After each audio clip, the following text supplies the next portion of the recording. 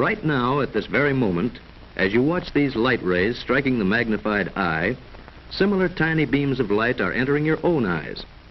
And it's by our eyes that we are able to gain a great part of our knowledge. Nature has located the eye close to the brain so that its messages may arrive there quickly. Nature has also provided ample protection for this very delicate organ. Here, with the outer coverings removed, we see the eyeball completely surrounded by a layer of soft, fatty tissue and placed within the bony orbit, where it lies protected against sudden jolts. Seen from the side, the protected position of the eyeball within its funnel-shaped eye socket is shown still more clearly. Once again, we see the fatty cushion which protects it on all sides.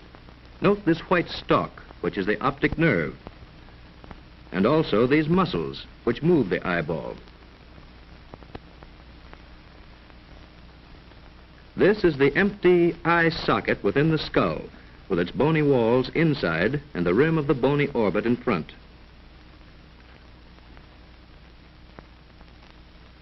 By gradually restoring the outer portions of the skull and also the covering tissues, we can now realize the location of the entire eye in relation to the outline of the face.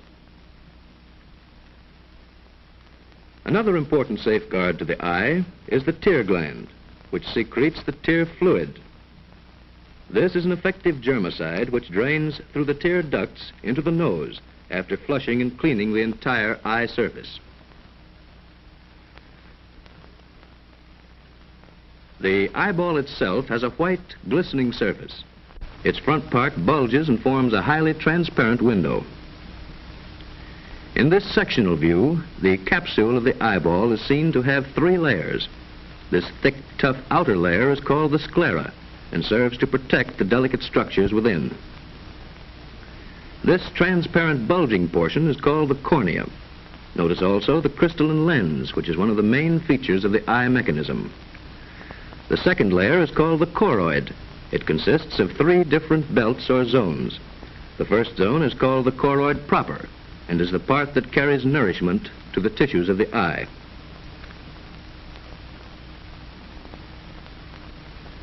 The next zone is called the ciliary body. This is a broad ring-shaped band of thin muscle fibers which play a very active and vital part in the visual adjustment of the eye.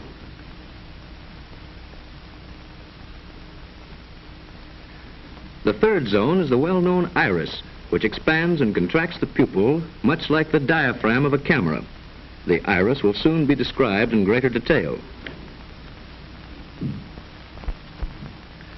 Here is an outside view of the entire choroid, which shows the dense network of arteries and veins carrying nourishment to the eyeball. You can also see the shape of the ciliary body and the iris.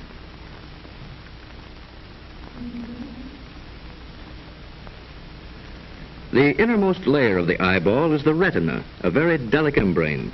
The retina is actually a part of the optic nerve which transmits the light impulses to our brain.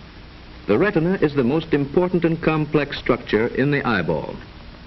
Magnified many hundred times, the retina is seen to consist of this complicated arrangement of rods and cones, which convert light waves into nerve impulses in some manner which even science of today cannot fully explain.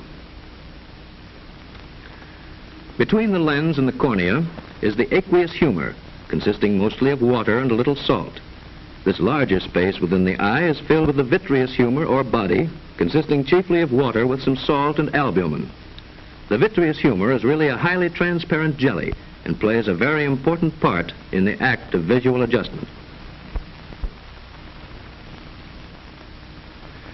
Thus, light rays entering the eye must pass in succession through first the cornea, second the aqueous humor, third the pupil, fourth the crystalline lens, and fifth the vitreous humor in order to reach their destination, the retina.